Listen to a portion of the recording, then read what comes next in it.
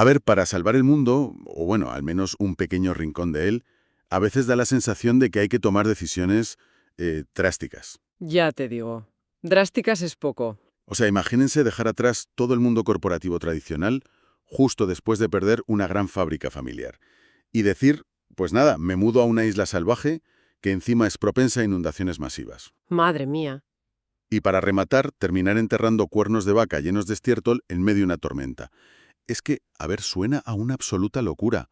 Parece el guión de una película independiente, pero no. No, no, ¿qué va? Es una realidad totalmente tangible y es justo lo que vamos a desgranar hoy en nuestra nueva inmersión profunda. Yo estoy asombrado con este tema, la verdad. Y es normal porque es un caso fascinante, sin duda. Rara vez, muy rara vez, tenemos acceso a, digamos, la sala de máquinas de un proyecto tan radical. Claro, Porque no estamos hablando de una teoría académica en una pizarra. Es un laboratorio social y ecológico en tiempo real.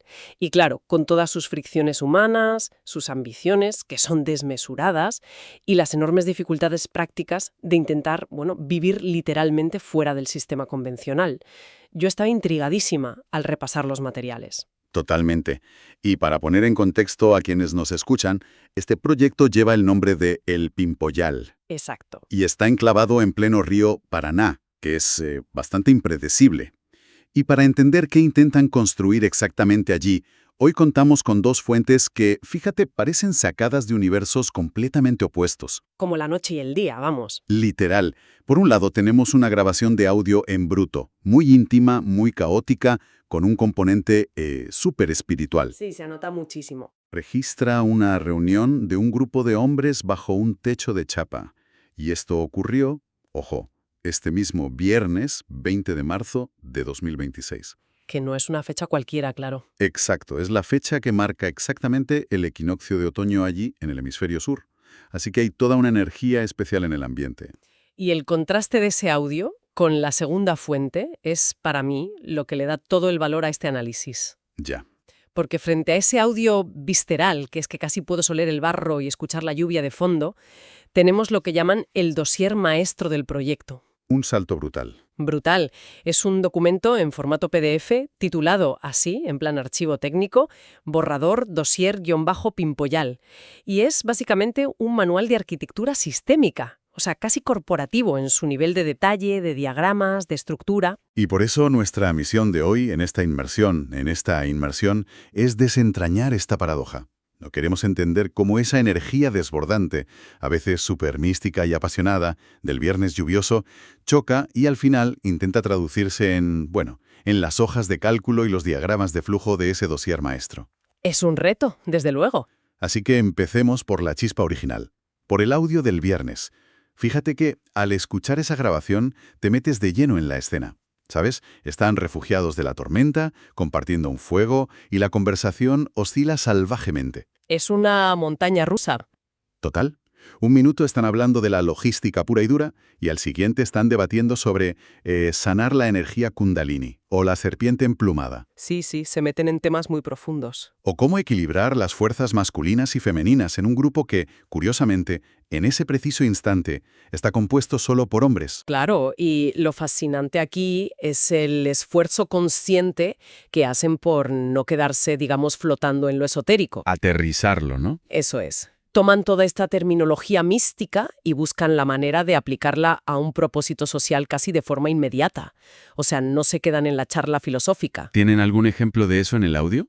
Sí, un ejemplo perfecto es cuando abordan la figura del hombre gris. Ah, vale. El hombre gris. Para dar un poco de contexto a quienes no conozcan el término, en ciertas profecías populares de Sudamérica, el hombre gris suele interpretarse como una especie de mesías político o espiritual. Ya sabes, un salvador individual que llegará de la nada para solucionar todas las crisis del país. El típico líder carismático que te arregla la vida. Exacto. Pero, en medio de esta reunión bajo la lluvia, ellos rechazan esa interpretación mesiánica de plano. La descartan por completo. Vale, pero entonces, ¿qué proponen? ¿Un mesías colectivo? Porque, a ver, eso suena muy poético alrededor de una fogata con la lluvia y tal, pero yo sinceramente me cuesta ver cómo eso construye un puente o cómo alimenta una comunidad entera. Es decir, ¿cómo funciona eso en la práctica? Esa es precisamente la clave de su planteamiento. Lo que ellos proponen es que, Hoy en día, seguir esperando a un líder carismático que venga a resolverte los problemas es caer en una trampa del viejo paradigma. Claro, es delegar la responsabilidad. Totalmente. Así que redefinen al hombre gris como la sumatoria de las voluntades de todos los que están allí presentes.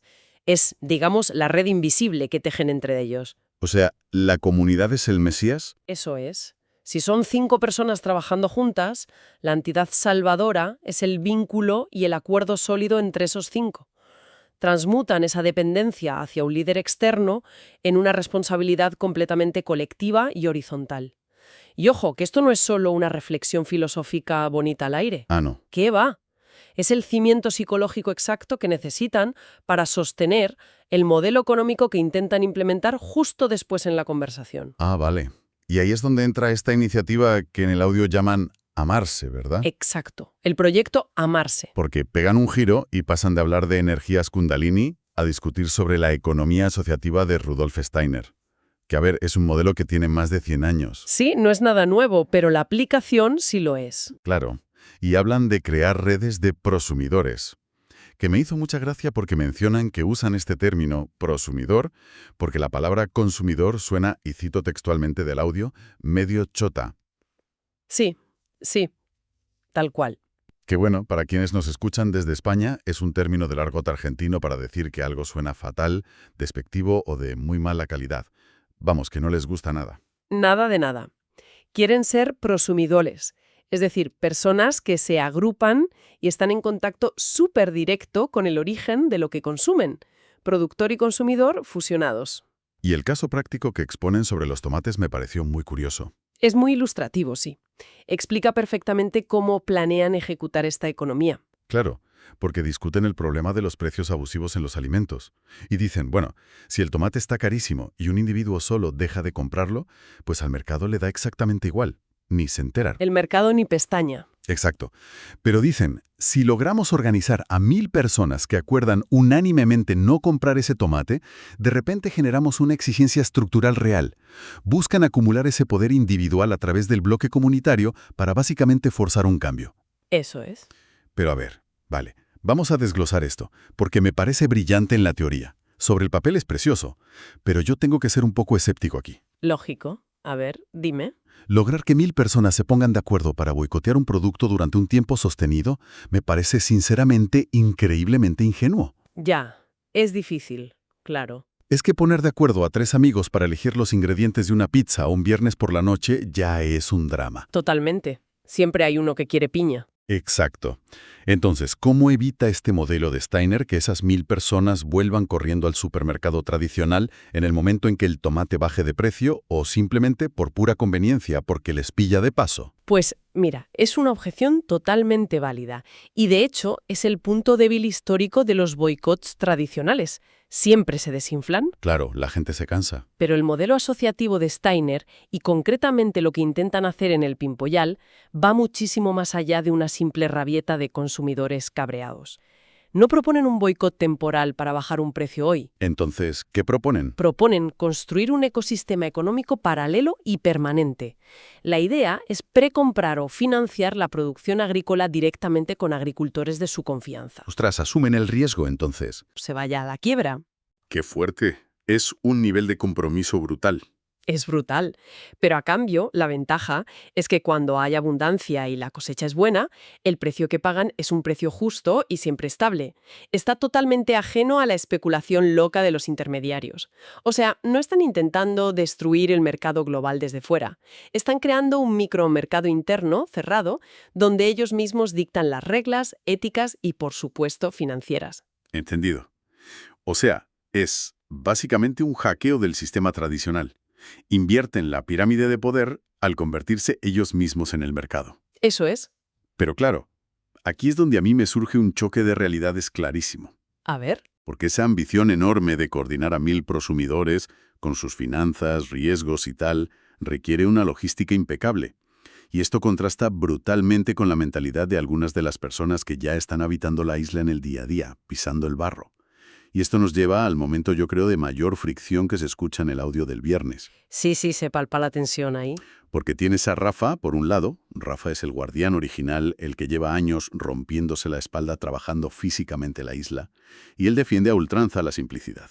El vivir el aquí y el ahora, básicamente. Claro, su argumento es, oye, todo esto de los 1000 prosumidores está muy bien, suena genial, pero la gente va a llegar sola cuando vean que aquí somos felices. Su filosofía es de atracción, no de planificación. Exacto. Para él, el éxito es tirar una red al río, pescar un buen sábalo, sacar unas verduras frescas de la huerta, compartir un pollo asado entre amigos y dar las gracias. Él aboga por experimentar la abundancia en el tiempo presente sin asfixiar la vida con estructuras súper complejas de comités y números. Ya. Y al otro lado del fuego tienes a Yaco. Que Yaco es un español que tiene un perfil claramente más analítico, mucho más tecnológico. El de los Excel, digamos. Sí, totalmente. Y él le responde a Rafa advirtiendo que, que para que esa vida idílica e hiperpresente del pescador feliz pueda sobrevivir a largo plazo y no hundirse, necesita un paraguas estructural que la proteja del mundo exterior. Y de los propios problemas internos. Exactamente. Porque Yaco tiene muy presentes los fracasos de otras comunidades intencionales en el pasado. Lugares donde esa especie de anarquía romántica terminó en un desastre absoluto. Claro, porque alguien quiere plantar tomates y otro quiere hacer un retiro de yoga. Eso es, no había acuerdos claros de gobernanza, cada uno iba a lo suyo y, lógicamente, el proyecto implosionó. Y si conectamos esto con el panorama general, lo que estamos escuchando en ese audio no es una simple discusión entre dos colegas bajo la lluvia. Es algo más profundo, ¿no? Es la tensión fundacional de cualquier movimiento social, de cualquier startup o cooperativa en sus inicios. Es esa fricción perpetua entre la magia vitalista de la acción espontánea de Rafa frente a la fría, pesada, pero absolutamente necesaria planificación estratégica de Yaco. El corazón contra la cabeza. Totalmente. Sin la energía física y el arraigo en la tierra de Rafa, el proyecto la verdad carece de alma y no existiría a día de hoy. Pero sin la arquitectura organizativa de Yaco, el proyecto es súper vulnerable y con toda probabilidad no existiría mañana. Vale, pero esto me plantea una duda constructiva muy profunda que me venía rondando la cabeza. Dispara. ¿No se puede sobreestructurar una utopía? O sea, si tú aplicas un diseño demasiado rígido, una matriz que es casi corporativa, para gobernar una isla salvaje y a un grupo de personas de espíritu libre, ¿no corres el riesgo de aniquilar precisamente esa libertad indómita que empujó a esta gente a huir del sistema y refugiarse en el Paraná en primer lugar? Ostras, es que ese es el riesgo más grande al que se enfrentan. Sin duda. Es que te conviertes en lo que odiabas. Claro. Un exceso de burocracia en una comunidad de este tipo puede ser tan letal o más que la falta absoluta de ella. Y es exactamente este dilema el que nos sirve de puente perfecto hacia nuestra segunda fuente de hoy, el dossier maestro. Ah, claro, el PDF corporativo. Ese mismo. Porque ese borrador en PDF, que curiosamente está firmado por Jaco Pau, no es otra cosa que la respuesta hipermeditada a esa fricción que acabamos de describir. Es su paraguas. Exacto. Es el intento físico, puesto en papel, de materializar ese paraguas protector para que Rafa pueda seguir pescando sin que el proyecto colapse. Y fíjate que la historia de fondo que recoge este propio dossier es digna de una novela, porque explica las raíces del Pimpoyal a través de la figura de Rafa Sugasti. Y resulta que este hombre no siempre fue un guardián de la isla en taparrabos, por así decirlo. Que va para nada. Estudió administración de empresas y su destino en principio parecía atadísimo a la dirección de una enorme fábrica familiar que era Cerámica Alberdi. Una empresa potentísima. Sí, pero resulta que una serie de conflictos legales terminan básicamente arrebatándole la fábrica. Y ese trauma vital, esa pérdida total y repentina de su identidad corporativa y de su estatus, es lo que le empuja a un cambio de paradigma brutal. Un reseteo absoluto de su vida. Exacto. Termina refugiándose en esta isla que, ojo, según describe el propio documento en sus inicios, no era más que un zarzal impenetrable. No había ningún tipo de infraestructura, nada. Era terreno virgen y hostil, y en ese proceso de transformar ese zarzal emerge el que yo creo que es el verdadero protagonista oculto de todo este proyecto, que es el propio río Paraná. Ah, el río. Sí, porque el dossier es muy claro al describir al río no como, un telón de fondo escénico, un paisaje bonito. No es una postal. No, es un maestro implacable. Es una fuerza de la naturaleza que dicta el ritmo de la vida diaria allí. Las crecientes del Paraná no son simples charcos que se forman con la lluvia. Son monstruosas. Son inundaciones devastadoras que cambian la geografía de la isla de un día para otro. Y claro, esto obliga a construir estructuras elevadísimas sobre pilotes. Obliga a organizar protocolos de evacuación de emergencia para animales y personas. Básicamente convierte las tareas rutinarias en epopeyas que requieren mover botes y caballos. Madre mía. Pero al mismo tiempo, el documento detalla cómo esas mismas crecidas, que son tan destructivas, resultan ser el motor fundamental de la vida en la isla. Claro, tienen la doble cara. Que funciona de una manera súper similar a, fíjate, a las crecidas históricas del Nilo en Egipto. Exacto. Buenísima analogía. Porque el agua llega, arrasa con todo, pero arrastra toneladas de sedimentos y de materia orgánica. Y cuando el agua por fin se retira, dejan tras de sí unas capas de tierra que son extremadamente fértiles. Oro puro para cultivar. Eso es. Es un ciclo constante, violento, pero a la vez hermoso, de destrucción y regeneración. Y claro, para poder gestionar este entorno tan extremo, sin perder la cordura en el intento, el dossier maestro adopta un marco organizativo muy visual que llaman la flor de la permacultura. La flor de la permacultura. Suena un poco hippie, ¿no? Suena. Pero no estamos hablando de un dibujo decorativo para colgar en la pared. Es literalmente el sistema operativo del Pimpoyal. Vale. En el núcleo, en el centro de esta flor, establecen una ética que es innegociable y que se divide en 3 principios básicos: cuidado de la tierra, cuidado de las personas y reparto justo de los excedentes. Vale. Ese es el centro. Exacto. Y a partir de ese centro, de ese núcleo, se despliegan 6 pétalos que representan todas las áreas de gestión del proyecto.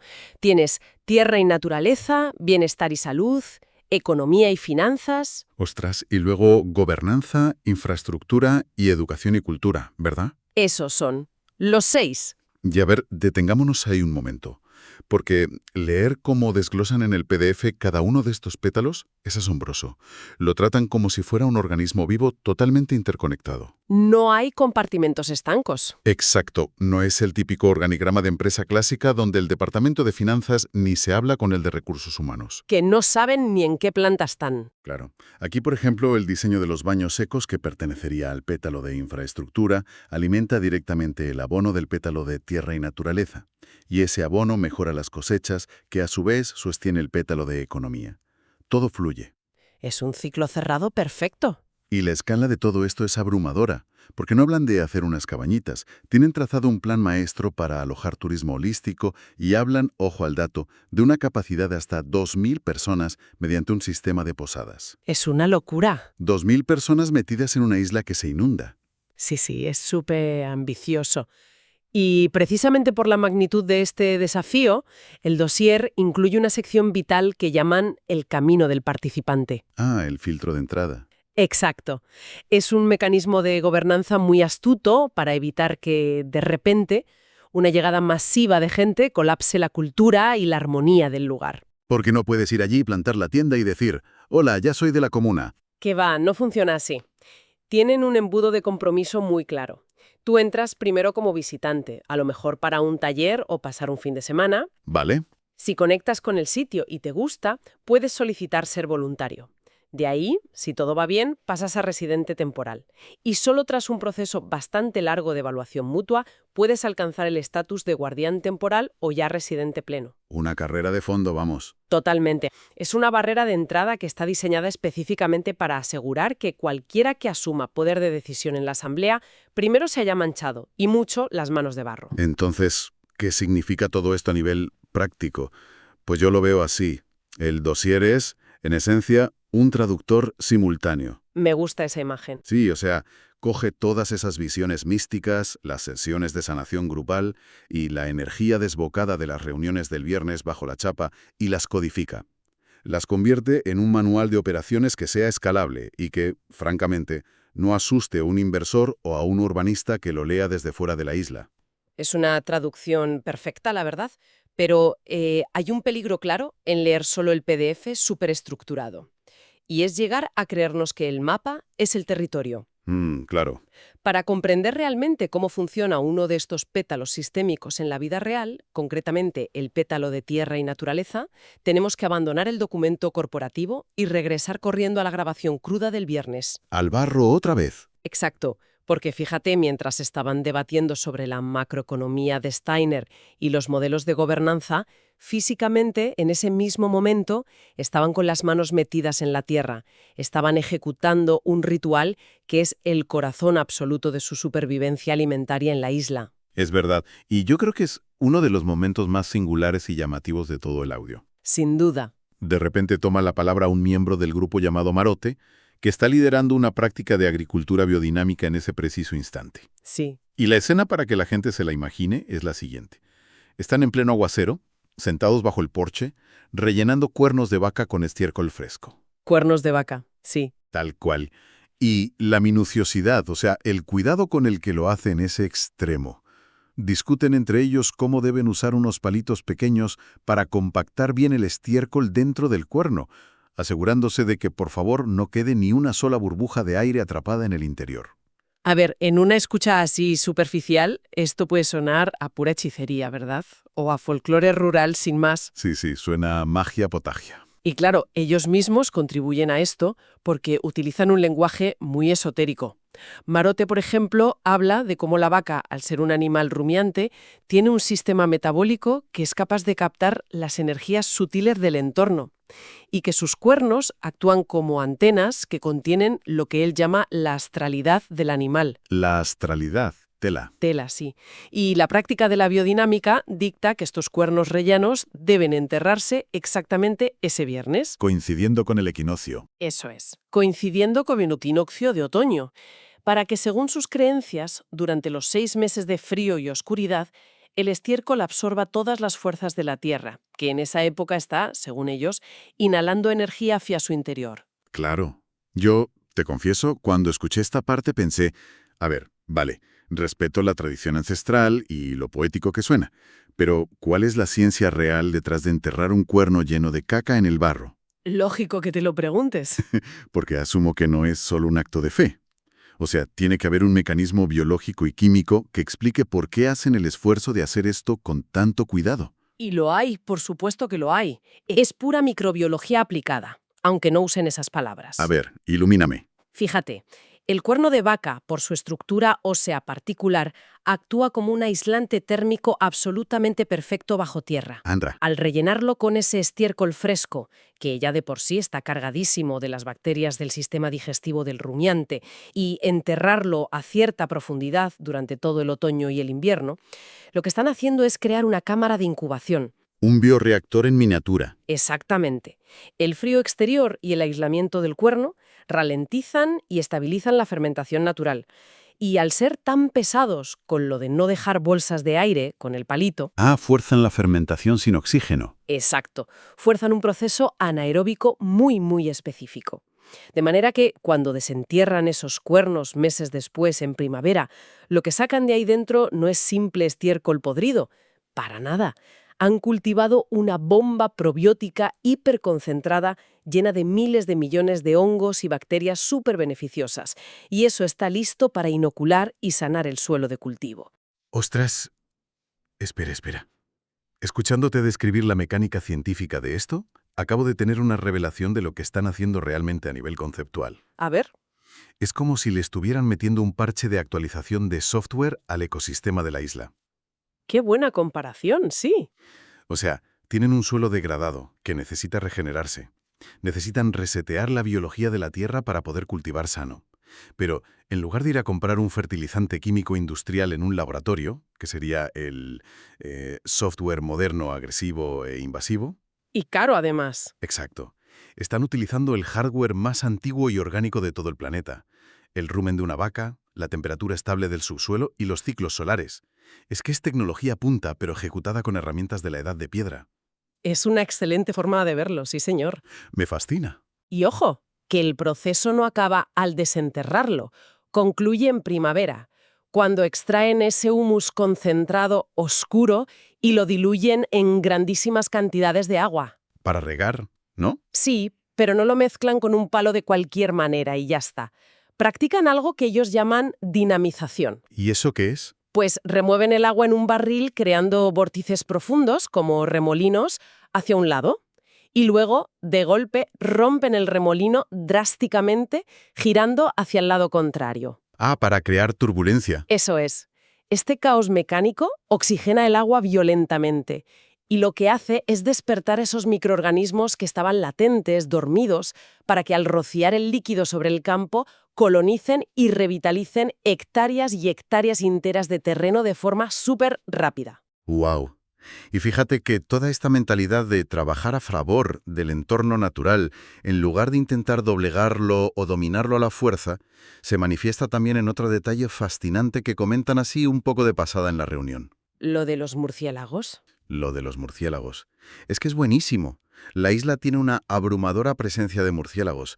Y, a ver, en cualquier proyecto inmobiliario o incluso agrícola convencional, si tienes una plaga de murciélagos, la solución es llamar inmediatamente a una empresa de fumigación y acabar con ellos. Exterminio total, claro. Fin del problema. Sin embargo, en el Pimpoyal debaten seriamente cómo cohabitar con ellos.